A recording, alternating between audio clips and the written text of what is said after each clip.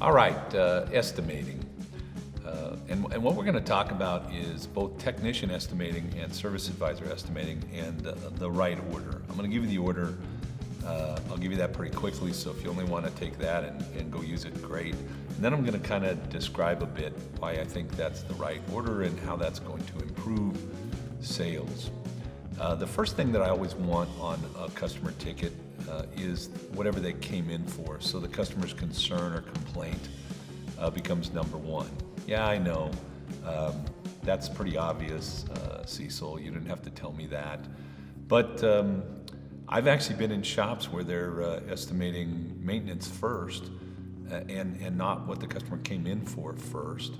And there's a real reason to put the customer's complaint first. And the customer's complaint, when they brought their keys to you this morning, they brought their car to you this morning, they dropped their car off, the customer knew they were going to spend money on their car. They knew that this wasn't going to be free. And they knew that you were going to address their complaint. So the customer's complaint has a very high sell rate. I would tell you, if you've got a good salesman that can handle objections and knows how to put the pieces together, that customers' complaints should be sold probably more than 90% of the time, as high as 99% of the time, frankly. But they're not going to be sold 100% of the time, because occasionally the customer thinks it's $400 and they have a $400 pile here, $400 in their account, and it's actually $4,000, and it shocks them or scares them, or they just can't afford it and they're going to walk away. But most of the time the customer is going to buy whatever the complaint was and take care of that. Now, in sales, I used to teach sales for a pretty big national company. I mean, I teach it now for automotive shops, but I used to teach it for a very large national, actually international company. And we had this saying, when's the best time to sell something? And the best time to sell something is after you've already sold something. After you've already sold something, the customer's already said yes, you've broken the ice, you've got a sale, so your attitude's a little better, there's a little more pep in your step, etc. So when you put the customer's concern first, it actually raises the odds that you're going to sell the second thing to the customer. Now, the second thing that goes on the list is customer safety. And I know that probably about 80% of you out there watching this are going, yeah, of course, Cecil, we know that too. But there might be 20% that really don't understand this.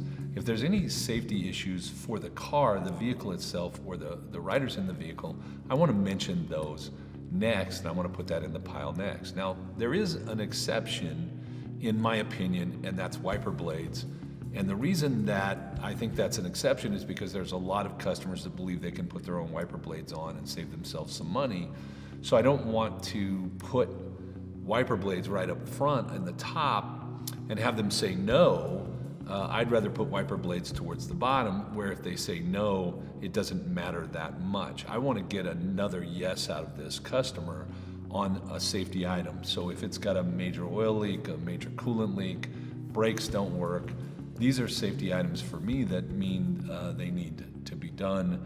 And in fact, in many cases, the vehicle is not drivable or should not be driven if these things are not taken care of. So that goes number 2 on my list. And again, the reason it's number 2 is because it will increase the odds of selling number 3. The more yeses I get, the more likely I'm going to get a yes the next time. So safety-related items also have a very high sell rate, and they should probably sold 85 to 95% of the time. If we have a good customer, if our relationship is built, if they trust us, and if they have the funds, those things are going to sell. The third thing on the list is something that some of you might be guessing and you might be wrong. It is whatever I could do that would save them money if I'm doing number 1 or number 2. So for instance, if I am doing a timing belt on a car, then doing the water pump at the same time, if it's driven by the timing belt, will save the customer money. And I don't talk about it in terms of the cost of the additional water pump.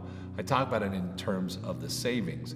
If that water pump goes bad 3 weeks from now, not only could it take out the timing belt that I've just done, but it also could damage the car and we would have to pull the whole front of the car apart again, which would cost 3 or 4 hours worth of labor, could be $400 or $500.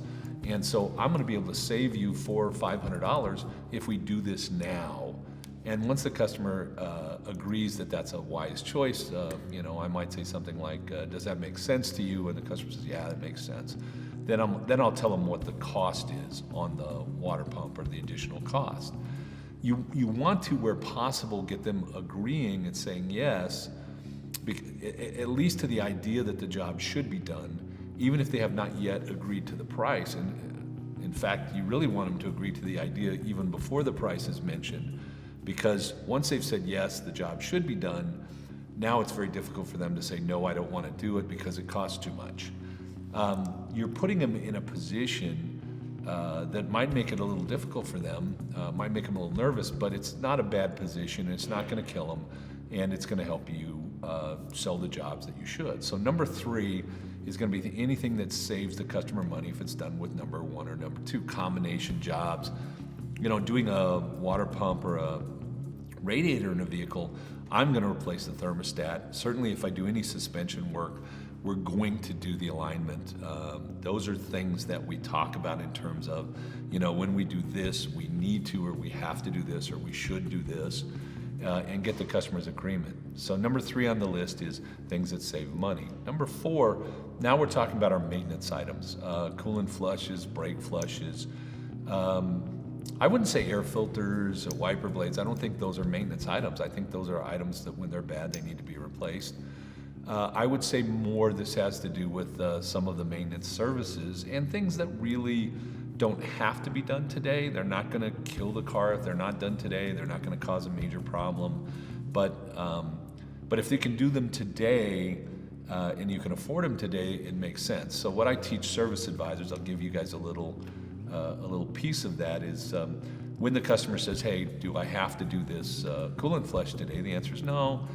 You really don't. It's probably not going to, end the world if you don't do it today, but it's on the list for a reason, because the coolant is damaging the inside of the engine, and at some point that's going to cause some expensive damage, major damage. We don't want that to happen, so if you can fit it in your budget, we really would recommend you get it done today. I think every service advisor, salesperson, should have a little sign that says, don't forget the but, and it's with 1 T, not 2. And it's really, there are jobs that I don't have to do for you today, but I think that if I really care about your car and I really care about maintaining your car, that I'm not going to just walk away just because you've said, well, I don't really want to do this today. I'm still going to say, but, it's on the list for a reason. Here's the consequence of not taking care of it. We don't want you to have that problem. If you can afford it today, if you can fit it in your budget, I really recommend you get it done now. And then also, you won't have to worry about it. So number 4. Number 5 on the list are cosmetics or electives. These are simple things that don't necessarily matter at all. I always talk about the old, the old crap handle. If it's not on there, does it really matter? Is it going to change the world? Is someone going to die because it's not there? Is the car going to, fall apart? Rondelles, emblems, hubcaps. Maybe you have a dent fix guy that fixes minor dents that you bring in. These are cosmetic issues that don't really matter. And the only reason I really have cosmetic issues on the list is so I can pull them off the list. If I'm talking to my customer and my customer is, is agreeing to things, and we get to the end and the price is more than they thought, I don't want to reduce the price by reducing my profit. I don't want to take $100 out of the job and still do all the work. I want to take something off the list and reduce the overall price for the customer and still maintain my margin. Also, sales is a psychology thing. So having the customer look at you and think, oh, this is someone who cares about me, who's concerned about me, they're not going after everything, will actually help you build a better relationship and actually help you sell more, and it's something that you want to do. So I'm going to go through the list one more time. I won't explain all this stuff. Number 1 is the customer's concern. Number 2 is safety issues. Number 3 is anything that would save money with the first 2. Number 4 is your maintenance items, and number 5 are your cosmetics and your electives.